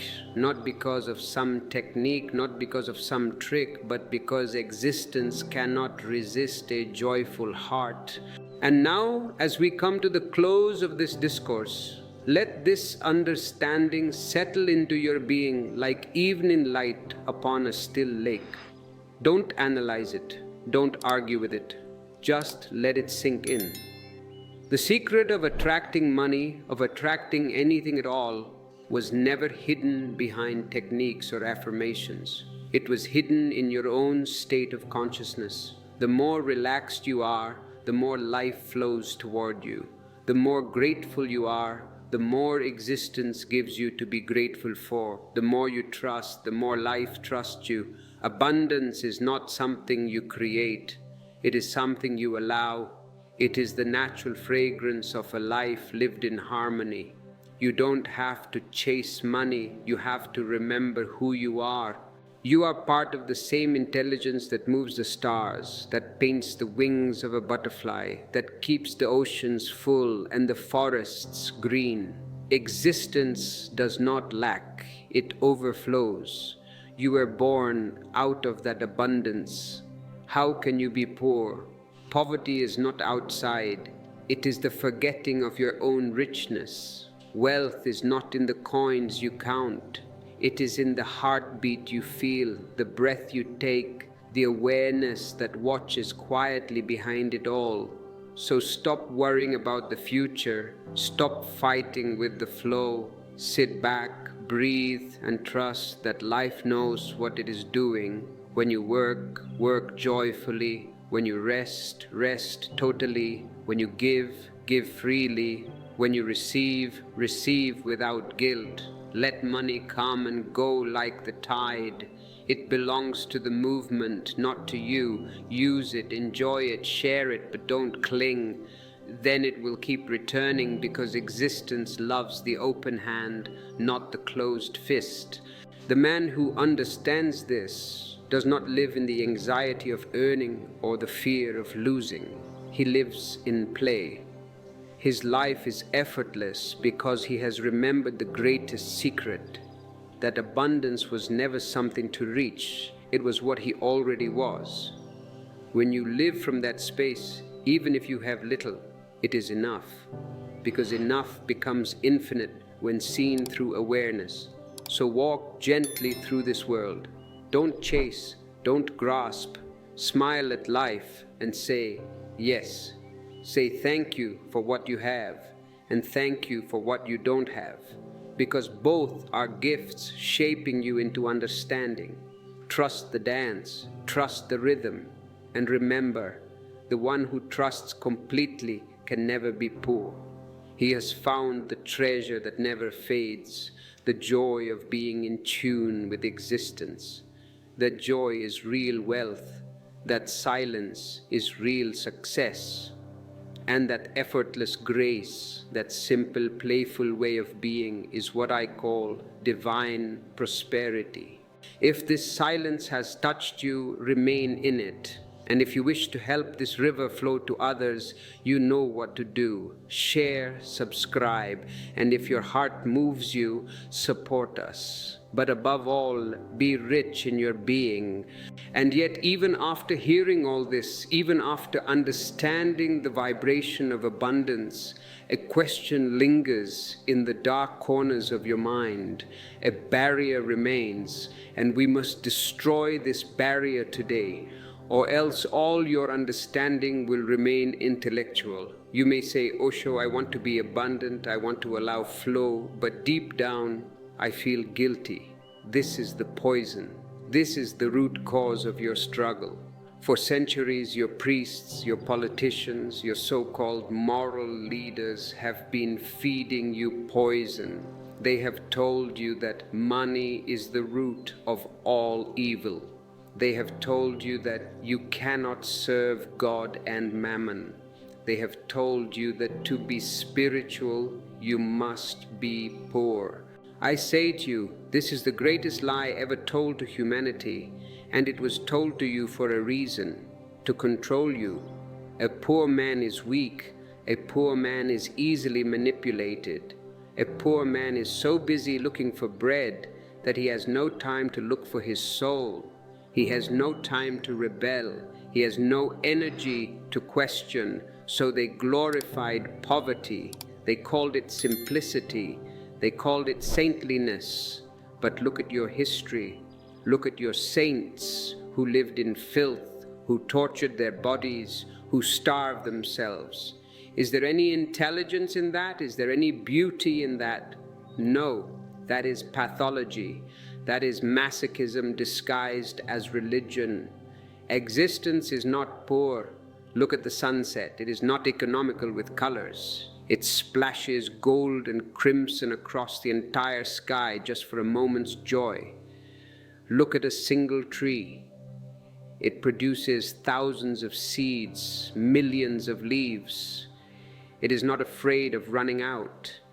Existence is luxuriously abundant.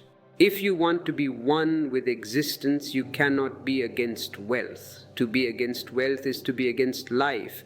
This guilt you carry, it is not yours. It was implanted in you when you were a child. Don't ask for too much. Be satisfied with what you have. Rich people are greedy. Rich people are evil. You heard these whispers, and they became your belief system.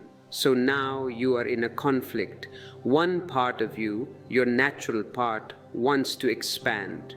It wants comfort. It wants beauty. It wants to travel, to eat good food, to live in a beautiful home. That is natural. Every organism wants to expand to its fullest potential. But the other part, the conditioned part, says, no, that is wrong, that is material, that is unspiritual. So you step on the gas and the brake at the same time. You visualize money, but you secretly hate people who have it. You ask for wealth, but you feel dirty when you think about it. And because of this split, you remain stuck. You must drop this schizophrenia. You must vomit out this conditioning. I teach you a new human being. I call him Zorba the Buddha. Zorba is the man of the earth. He enjoys wine, he enjoys dance, he enjoys food, he enjoys love, he enjoys the beach, he enjoys the song. He is rooted in the body. He is not afraid of matter, he loves matter, and Buddha is the man of the sky. He enjoys silence, he enjoys meditation, he enjoys awareness, he enjoys the eternal. The past religions told you to choose. Be a Zorba or be a Buddha. If you are a Zorba, you are a sinner. If you are a Buddha, you must renounce the world. I tell you, choose both. Why be half when you can be whole? Be a Zorba and a Buddha. Be rich on the outside and rich on the inside. This is my vision for you. I want you to have everything. I want you to have the most beautiful clothes, the most comfortable houses, the best technology, the finest art. And in the midst of all that luxury, I want you to have the silence of a meditator.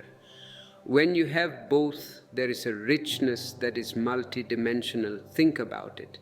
If you are poor, hungry, worried about your next meal, it is very difficult to meditate. Your belly will cry out. Your mind will fantasize about food, not God.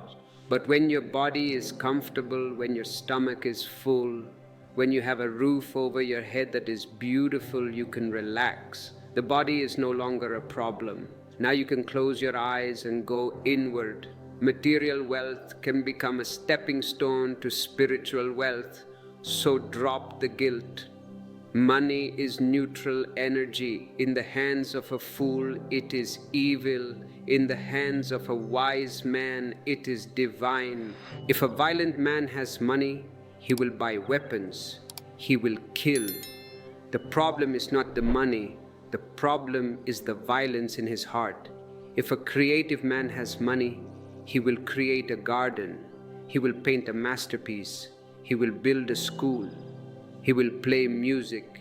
He will help others. The money becomes a tool for beauty. So the question is not how to get rid of money. The question is how to transform your heart.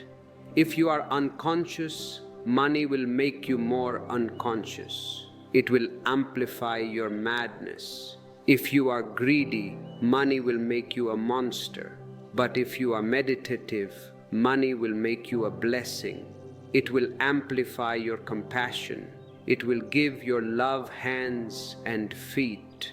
Imagine if all the good people, all the loving people, all the meditators decided to be poor. Who would run the world? The violent, the greedy, the unconscious. And that is exactly what has happened. The good people withdrew, thinking money is dirty, and they left the power in the hands of the bad people. I say, reclaim it. Spiritualize money, cleanse it with your awareness, make money, create abundance. But do it with a new consciousness. Do it not for greed, but for creativity. When you work, do not work just to survive. Animals work to survive. Man should work to create. And when you drop the guilt, a dam breaks inside you. Suddenly, you are no longer fighting yourself. You give yourself permission to shine. You give yourself permission to succeed. And when you give yourself permission, the universe gives you permission. There is a law of resonance. If you feel that wealth is evil, money will stay away from you because it does not want to corrupt you. It respects your belief. If you believe money destroys the soul, existence says, okay, I will save your soul by keeping you poor. But if you believe money is a beautiful energy that allows me to share, to create, to celebrate, then existence says, okay, here is more energy for your celebration. Change your definition. Rewrite your inner dictionary. Money is not God, certainly. It is not the goal, but it is a beautiful means. It is like a bridge. You don't live on the bridge, but the bridge helps you cross the river. Use money to cross from necessity to freedom. Use money to buy yourself time. Use money to create a space of silence around you.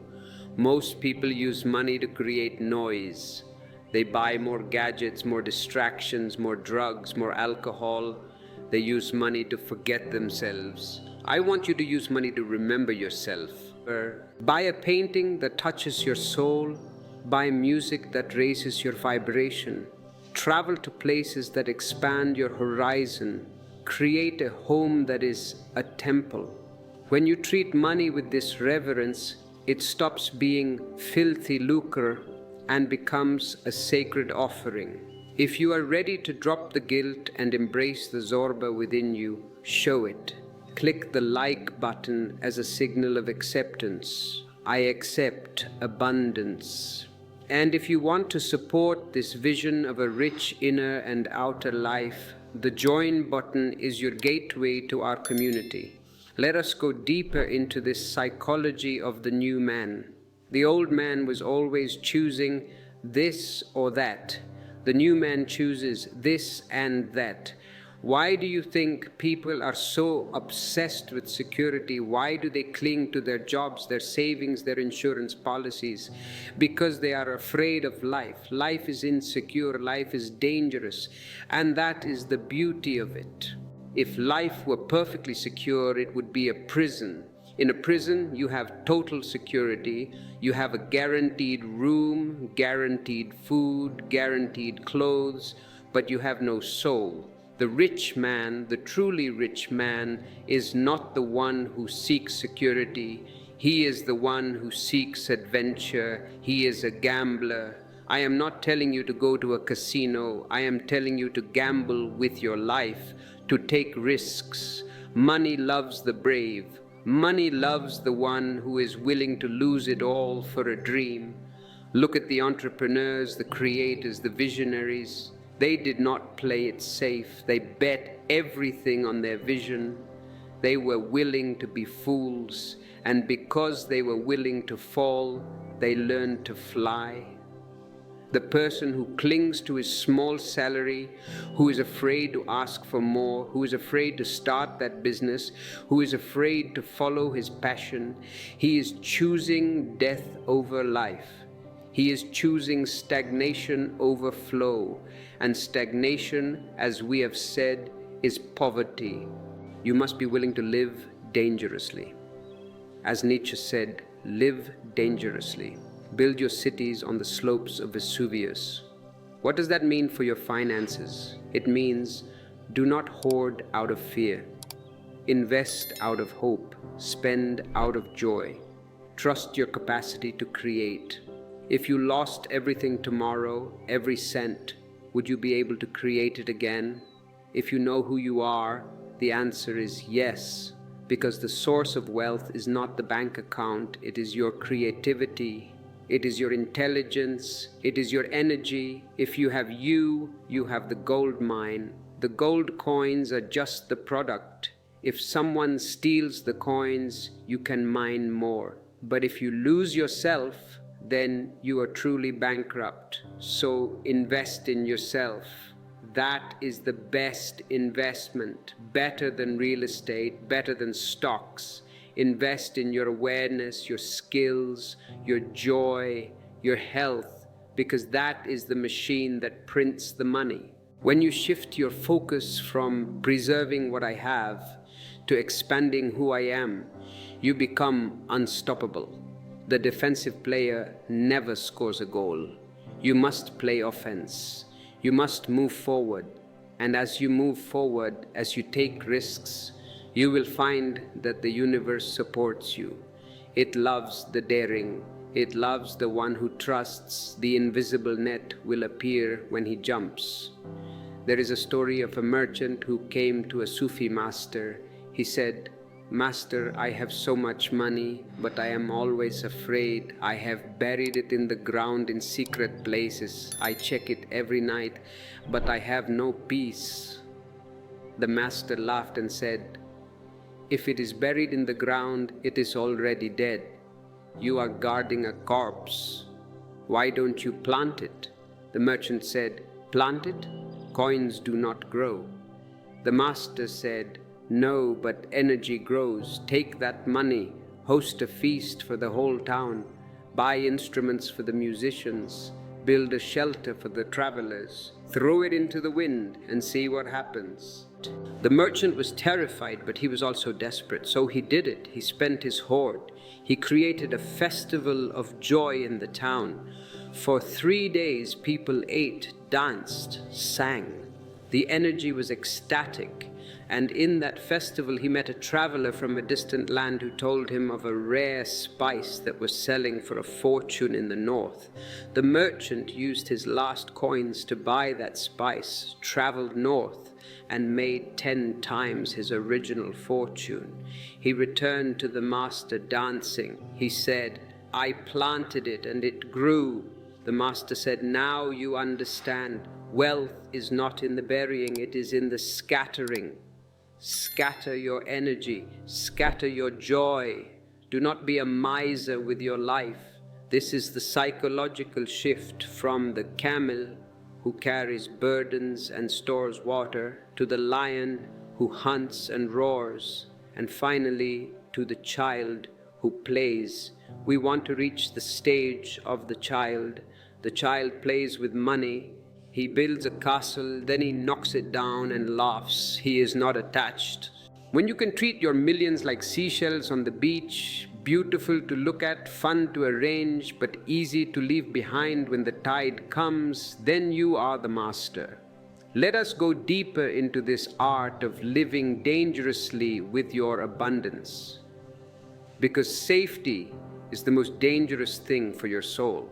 Safety puts you to sleep. Risk wakes you up.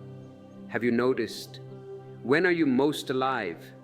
When you are on a roller coaster, when you are falling in love, when you are starting a new venture, when the outcome is unknown, your eyes are wide open, your senses are sharp, you are fully present. That presence is the vibration of wealth.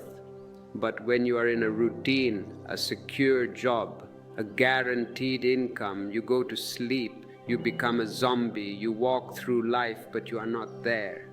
And money does not come to zombies, or if it comes, it is dead money, it brings no joy. I want you to have alive money, money that smells of adventure, money that has stories attached to it. To attract this, you must look at your desires. Religions have told you, kill desire. Desire is the cause of suffering. I say to you, no. Unconscious desire is the cause of suffering. Conscious desire is the engine of creation. Do not kill desire, purify it, elevate it. If you desire money just to stuff your belly, that is a low desire. It is animal. It will satisfy you for a moment, then you will be hungry again. If you desire money to impress your neighbors, that is a foolish desire. It is ego. It will never satisfy you because there will always be a neighbor with a bigger car. But if you desire money to create something beautiful, to bring a new technology to the world, to heal people, to express your art, to expand your consciousness, that is a divine desire. That desire is the universe wanting to be born through you. Do not be ashamed of big desires. Be ashamed of small desires. Why ask for a cup of water when you can ask for the ocean? Why ask for survival when you can ask for flowering? You are a seed. The seed contains a massive tree. But if the seed says, I am safe here in the hard shell, I don't want to risk breaking open, it will never become a tree. It will rot. To become the tree, the seed must die. It must drop its shell. It must enter the dark soil. It must face the unknown. That is risk. You must be willing to drop your small identity. I am a poor person. I am a struggling artist. I am a worker. You must let that shell break. You must start thinking, feeling, and acting like the tree. This brings us to the concept of luxury. I have been criticized by the whole world because I drive Rolls Royces. They say he is a spiritual man. Why does he need luxury? They are blind. They do not understand. I am trying to prove a point. I am trying to hammer a truth into your thick skulls. Spirit and matter are not enemies. I can sit in a Rolls Royce and be as meditative as I am sitting under a Bodhi tree. The car does not disturb my silence. In fact, the Rolls Royce is very quiet. It is a good place for meditation. But my point is, why should the spiritual man walk on thorns? Why should beauty belong only to the unconscious? I want to reclaim luxury for the conscious. When you surround yourself with beauty, it affects your soul. If you live in a slum, in ugliness, in noise, it pulls your energy down. It takes a great master to remain blissful in hell. You are not masters yet. You are saplings. You need a greenhouse. You need a supportive environment. So create a greenhouse for yourself. It doesn't mean you need a Rolls Royce. It means clean your house, put fresh flowers in the vase, burn incense, wear clothes that feel good on your skin, eat food that gives you vitality. Start with what you have. Beauty is not always expensive. Harmony is not about money. It is about sensitivity. A poor man can have a cleaner, more aesthetic room than a rich man who has cluttered his house with expensive junk. It is about your eye. It is about your love. When you start treating your life with dignity, treating your environment with love, you raise your frequency. And remember, high frequency attracts high abundance. If you treat yourself like a king, existence starts treating you like a king. If you treat yourself like a doormat, existence walks over you. This is self-love in action, not the egoic self-love that says, I am better than others, but the spiritual self-love that says, I am a manifestation of the divine and I deserve to be treated with care. When you spend money on yourself for your growth, your joy, your comfort, do not feel guilty. Feel grateful. Say, thank you, existence, for this gift. I accept it. When you accept it fully, you open the door for more. But if you buy something nice and then feel guilty, you are saying, I shouldn't have this. You are sending a mixed signal, and the universe gets confused. Do you want it or not? Be clear. Be total. If you are going to eat the cake, eat it with total joy. Don't eat it with guilt. Guilt adds calories to the soul, not just the body. If you eat with joy, it becomes nourishment. If you eat with guilt, it becomes poison. The same with money. Spend it with joy. When you pay a bill, do not grumble. Do not say, oh, these thieves taking my money. No. When you pay for electricity, say, thank you for the light. Feel the gratitude that you can flip a switch and push back the darkness. That is a miracle. Kings of the past did not have this luxury. You have it. Pay for it with a smile. You are exchanging energy for light. It is a beautiful bargain. When you pay your rent, say, thank you for the shelter. Change your relationship with the outflow. Most people love the inflow but hate the outflow, but it is a circle. If you stop the outflow, the inflow stops. You cannot inhale without exhaling. Love the exhaling of money as much as the inhaling. Bless the money as it leaves your hand. Say, go, circulate, feed someone else, create joy elsewhere, and come back to me multiplied. When you bless your money, it carries your vibration into the world. It becomes a seed. If you pay with anger, that money carries negative karma. It carries heaviness. Transform your transactions into interactions of love. This is the alchemy of the marketplace. You can turn the marketplace into a temple. If you are ready to make this shift from guilt to gratitude, from safety to adventure, click the super thanks button. It is a practice of blessing the money as it leaves you. Now, let us look at the future of wealth. The world is changing. The old ways of making money by exploitation, by slavery, by destroying nature are coming to an end. They are unsustainable. Humanity is waking up slowly but surely. The wealth of the future will be conscious wealth. It will come from creativity, from connection, from solving problems, from adding value. The machines will do the hard labor. The robots will be the slaves. Man will be freed for the higher tasks. And what is the highest task? To create beauty, to explore consciousness, to love. You are living in a transition time. It is a chaotic time, yes, but it is also a time of immense opportunity. The old structures are crumbling. Don't weep for them, let them fall. They were prisons. Build the new, and build it with a new consciousness. If you are an entrepreneur, do not just ask, how can I make a profit? Ask, how can I serve? How can I bring more joy to people? If your business brings joy, profit will follow as a shadow. You cannot stop it. But if you focus only on profit and forget the joy, you might make money, but you will be miserable, and your business will eventually die because it has no soul. Put soul into your business. Put heart into your work. People are hungry for authenticity. They are tired of plastic products and plastic smiles. They want something real. If you are real, if your product is made with love, if your service is given with care, you will have no competition, because most people are asleep. Most businesses are sleepwalking.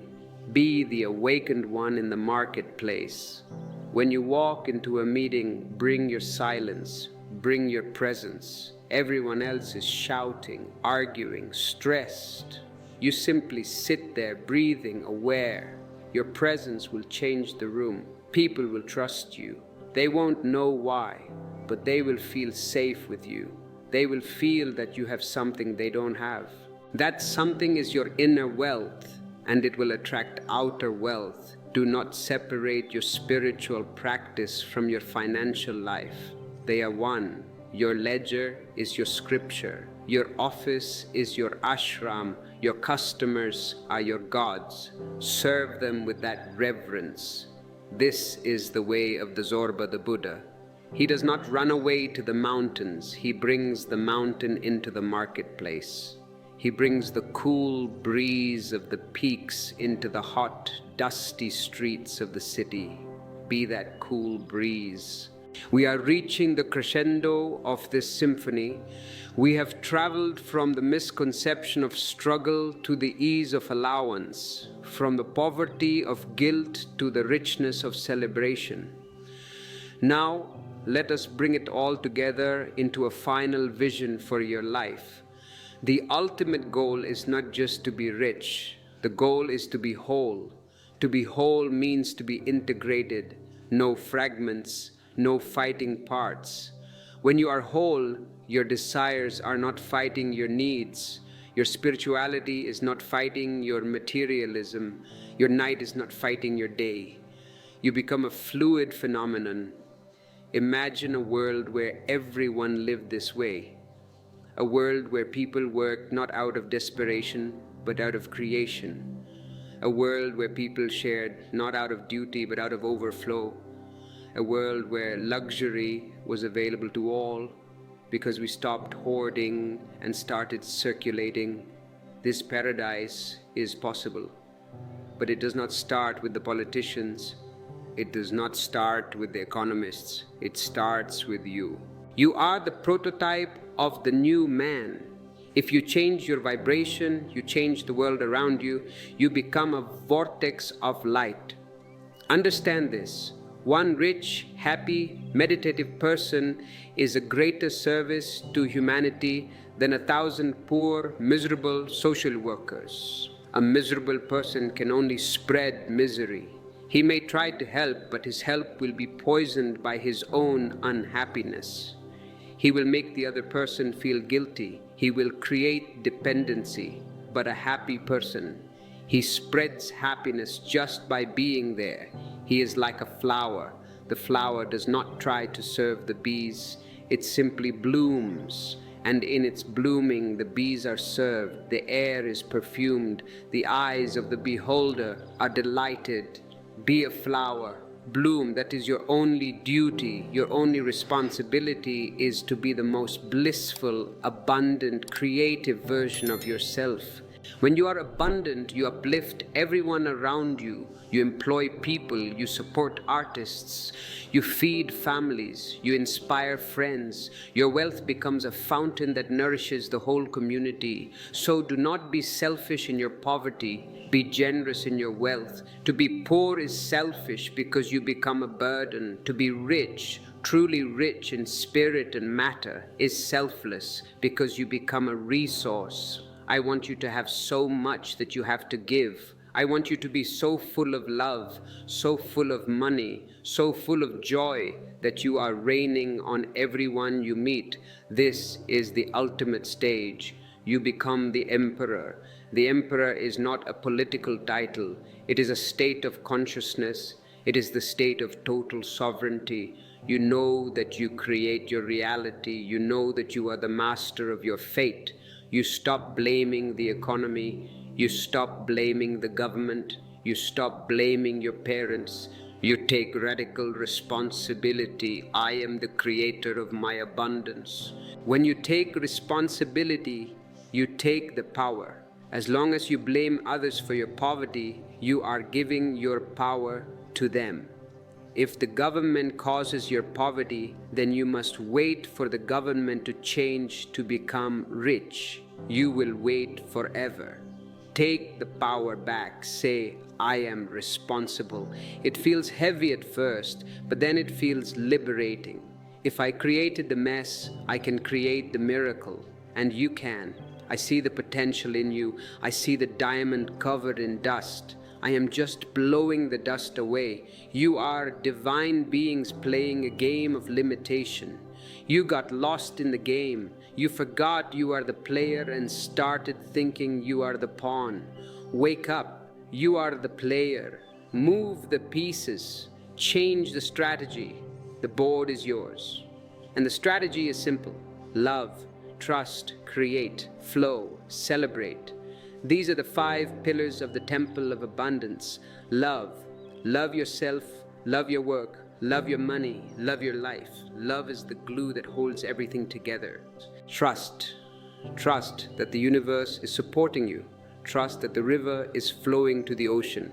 Stop swimming upstream. Create. Don't just consume. Create value. Create beauty. Create solutions. The creator is always rewarded. Flow. Don't hoard. Don't block. Keep the energy moving. Inhale, exhale. Receive, give, celebrate. Enjoy what you have. If you don't enjoy it, it is not wealth, it is a burden. Celebration is the signature of true ownership. If you build your life on these 5 pillars, no storm can shake your house. And remember, this is a journey. You will forget.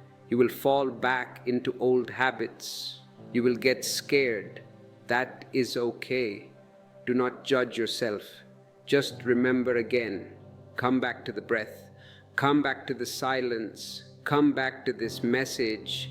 That is why we are here, to remind each other. You are not alone on this path. There are thousands, millions of others waking up just like you. We are creating a global field of consciousness. When you click subscribe, you are connecting to this grid. When you join the channel, you are strengthening this field. You are saying, I am part of the solution. And as we conclude, I want to leave you with a vision. See yourself a year from now. See yourself not just with more money in the bank, that is a small thing, but with a different light in your eyes. See yourself walking without the weight of worry. See yourself working with a song in your heart. See yourself sharing your abundance with laughter. This vision is not a fantasy. It is a memory of the future. It is waiting for you to step into it. The door is open. The guard is gone. The chains were never locked. Stand up. Shake off the dust of centuries. Claim your inheritance.